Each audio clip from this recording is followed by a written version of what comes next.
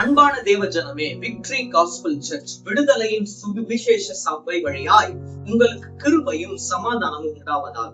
தேவன் உங்களுக்கு தரும் ஆவிக்குரிய மன்னா என்ன அப்படின்னா, புலம்பல் 3ஆம் அதிகாரம் 22ஆம் வசனம்.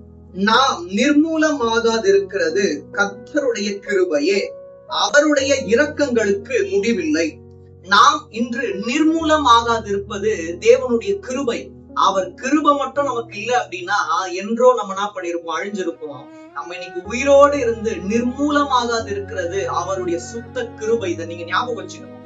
நான் இன்னைக்கு நல்லா இருக்கேன், என்னுடைய சுயம், என்னுடைய பலன் அப்படின்னு சொல்லிட்டு நாம் இருப்போமானால் அது மாம்சத்துக்குரிய வாழ்க்கை.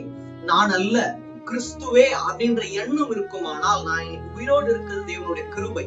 நான் நிர்மூலமாகாது இருக்கிறது தேவனுடைய கிருபை அப்படின்ற எண்ணத்துல நம்ம வாழ்ந்து கொண்டே இருப்போம்.